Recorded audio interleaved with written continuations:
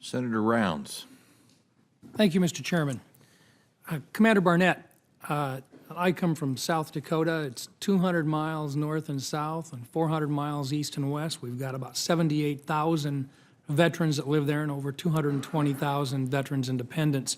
I suspect about half of our state is here today. Anybody from South Dakota here today? There we go. All right. Thank you. It's good to see you all here. Commander, in South Dakota, we are currently in the middle of a public comment period for the draft environmental impact statement for the reconfiguration of the Black Hills healthcare system. It's the hospital in Hot Springs.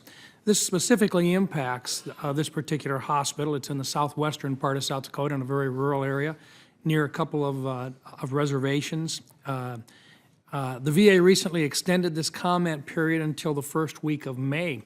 Can you tell us the American Legion's views on this process and the opinion of the draft results as they've been released so far?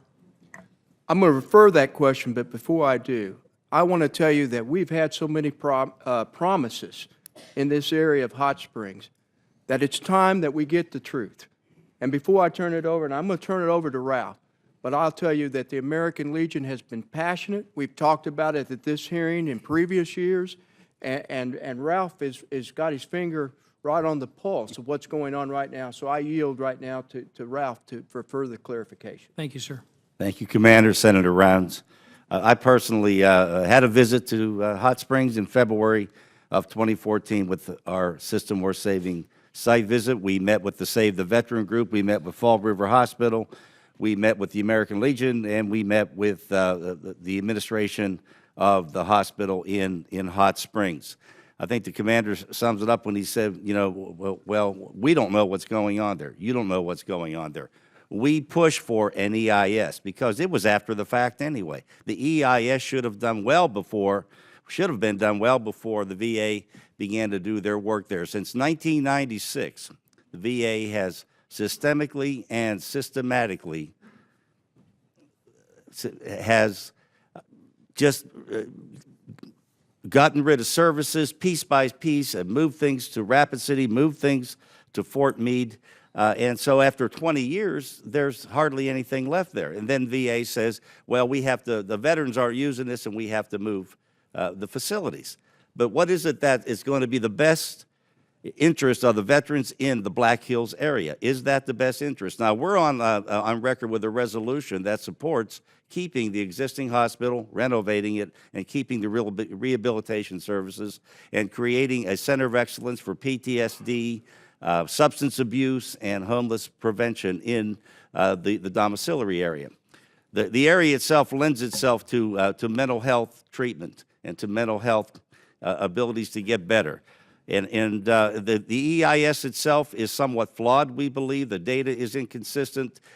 Considering ourselves as a consultant through our System Worth Saving report, we reported that the data has come from these different sources, and it was 180 degrees what the VA data is reporting, as well as other sources like the National Historic Preservation Society, the Indian tribes, all the people that are affected by this. The VA needs to make a decision on that. They need to be able to communicate with the veterans up there what is going to happen, and we've asked that the Secretary of Veterans Affairs makes a personal visit to Hot Springs. The Secretary has personally told me that he intends to do it. He says, I want to go there. I want to do the EIS first, but he says, I want to go and I want to be a part of it.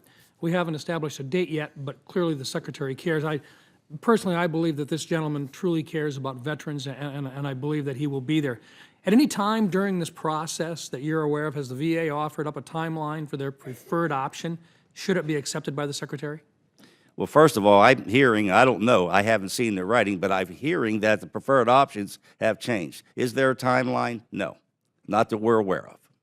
I've had some veterans say that while they were signed or that they were working with the doctors in Hot Springs, that they get a congratulatory note basically telling them, guess what? You're no longer going to Hot Springs. You're going to go to another doctor someplace else. And as part of that, then the count at Hot Springs would be manipulated and the numbers would be dropped. Have you heard testimony or have you heard anecdotal information to that effect as well? In a sense, I've heard testimony, yes, when we conducted our town hall meeting there were probably 50 people lined up to tell us of their experiences, and that was one of them. And having been there, and I drove from Hot Springs to Rapid City to Sturgis, made that round trip back to Hot Springs, and I can just imagine making that drive in the wintertime. And the wind whipping across those open plains coming off the hills, I think that could be a hardship for the veterans living in that area. Thank you. Mr. Chairman, I'll just say this. That Hot Springs is a community that was built and based upon service to the veterans. It was one of the earliest hospitals ever created in the United States to take care of veterans. It was put there for a reason. And today, as we look at the process that these individuals who have taken care of, literally generations of individuals have been there serving veterans. And to them, they're losing their identity, they're losing an opportunity to share. And for the veterans that are in the South Dakota Veterans Home, which we just built, a brand new one on the site, because here was care provided in a veterans facility immediately available to them. I think this is a serious problem, and I think it's one that hopefully we get behind us, and Hot Springs continues to provide the care that they have in the past in an even enhanced capacity. And I thank you very much for your testimony today.